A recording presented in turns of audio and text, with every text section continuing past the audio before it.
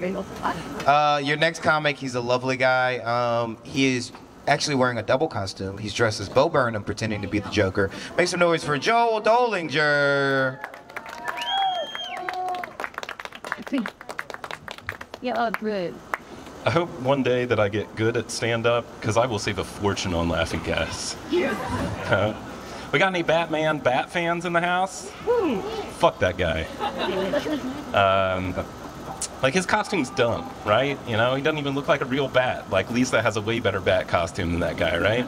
Like, even as a kid, I was like, you know, why does Batman leave off the face part of his face mask, right? It sounds like kind of a critical oversight there, Bruce. But reasoning as a child, I was like, Batman must eat a lot of pussy.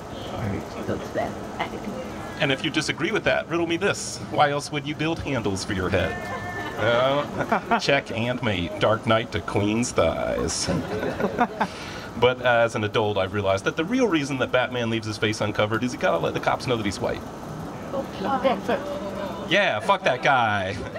Even his powers are dumb. I'm an orphan Nepo baby. Shut the fuck up, Bruce. And, you know, and as dumb as those powers are, you know who has even dumber powers? It's Aquaman. It's like, he can swim, not a superpower. He can breathe underwater, and he can talk to fish. You just described a fish, okay? You know, maybe if you could turn into any animal, that's a cool power. But in all fairness, if I could turn into any animal, I would also choose Jason Momoa. Every day, wake up, choose that again. If we ever get a real-life superhero, I feel like it's going to be Iron Man. And that should not be comforting to you, right? Like, the billionaire is not powerful enough without power armor. You know, and they got Tony Stark. Think about who we'd get, right? Musk, Bezos, right? I am Bezos, but I call myself a hero, but I'm really not. Stuff cash into my face, then ride a giant dick to space. Boom, boom, boom, boom, boom. Bezos bot on Amazon Prime. You know, like, as a kid, my favorite superhero was, like, literally any Marvel superhero, because they kept their nose out of my fucking business, you know? But as an adult, Wonder Woman has become my favorite superhero to masturbate to. Just kidding. That was also true when I was a child. Speaking of sex, since y'all brought it up, who here has had a three-way? Audience participation time. Who's had a three-way? Got some adventurous people. You there in the back with your hand down, you do look too vanilla for that. Thank you for your honesty. Where are my dudes? Like, here's a dude who's had a three-way. Let me see those hands again. I've got some follow-up questions. All right, Wayne. We believe you, first of all. Do you think that that makes you sound cool? Because it does. It might, depending on this follow-up question. How many dudes were in the three-way? 2? 3? 4 if you include the guy with the camera? And that's the thing about three-ways, right? You know, it's like, if you got 2 women in the three-way, that's a menage a trois. You got 2 dudes, it's a gangbang. Come on. So I've had exactly 2 three-ways, and one of them had 2 women. Don't judge, but I actually enjoyed the one with 2 men more. Hear me out. So the time with 2 women, it was more like I got to watch this lesbian fuck my fiance. Former fiance, because she switched teams after that, because apparently she liked orgasms, which I thought was really selfish of her, you know. But the time with 2 dudes, the second dude was Chris Evans. Who can tell the audience, the rest of the audience, who's Chris Evans? Like, Captain America. Yeah. So, and I know what you're thinking. You're like, that sounds like bullshit, Joel. You ain't pulling that kind of tail. But hear me out, hear me out. Chris Evans is a really common name. You're the one that assumed it was the Chris Evans. That's on you. So I fucked this dude named Chris. Wait, hold on. I mean, I did. I just don't want to start the story there. Let me back up.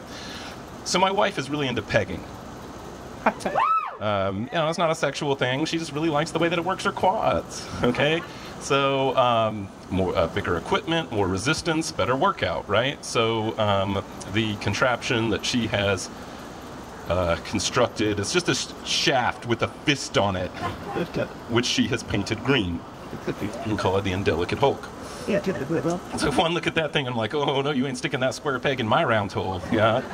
But I'm a supportive husband, and it's important to me that my wife have an active and engaging workout routine. Okay, so we hired a stunt butt. Actually, the guy we found, named Chris Evans, on Craigslist, he paid us, so I don't think hired is the right term, but in either case, he was a stunt butt, okay? Dude shows up, y'all are not going to believe this, dead ringer for Captain America. He was wearing the suit and everything.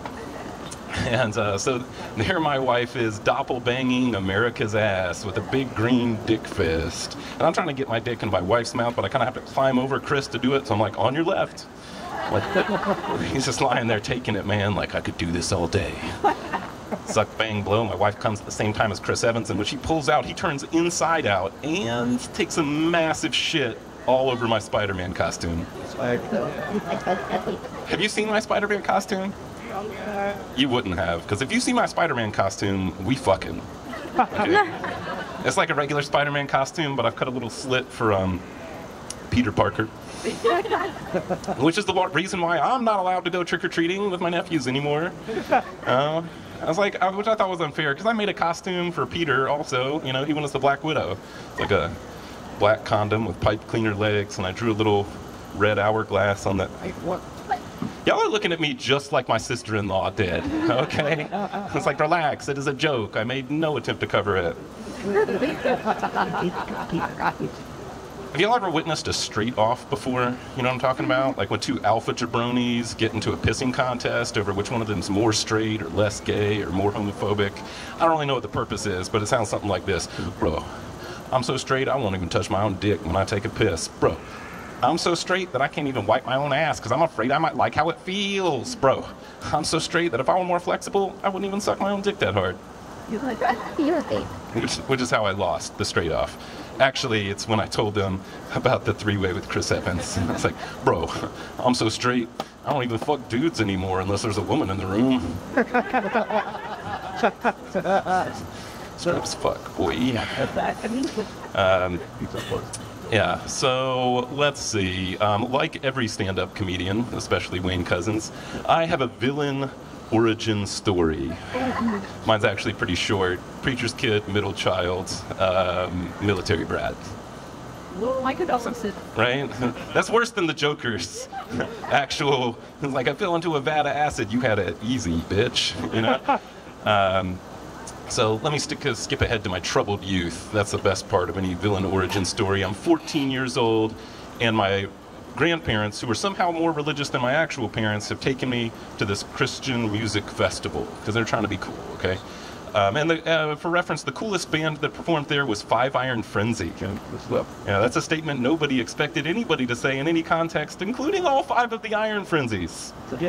They're more surprised by this anyway, you know, and it's like, you know, my grandparents are trying to be cool, but that's the thing, right? As a teenager, there's nothing less cool than trying to be cool, and there's nothing that tries harder to be cool than Christian rock. Except maybe Ohio. And neither of you are fooling anyone, so you can just knock it off. So I did what any military preacher's middle teenager would do at Christian Woodstock. I stole my granddad's van and I drove it across state lines, chasing underage pussy, where I was arrested in Ohio. In my defense, I was trying to drive through Ohio. I wasn't going to Ohio. Was that not the part that you were mad about? She was 14. She was the same age as me. Like, in the context of the story, it actually would have been weirder if I was chasing fully mature pussy for once. Okay? Yeah, so that's how I ended up like this. And you love it. Yes, we do. So recently, I just got back from my honeymoon in Iceland. An amazing time. We got married in December, and then we had our reception in February, and we just got back from our honeymoon. I understand a lot of people do that in 24 hours. That sounds exhausting, right? So, you know, and I know it's unconventional, but there was some wisdom to it, because like with my first marriage, the honeymoon was over by October, you know, and ours hadn't even started yet. So, yeah. But I did do better this time. I picked way better the second time here, and this might sound like a simple or even silly act, but at its core, I'm really talking about making yourself vulnerable to your partner and, you know, accepting them for everything and who they are. I'm, of course, talking about farts. Farts. Love me for who I am on the inside. Yeah?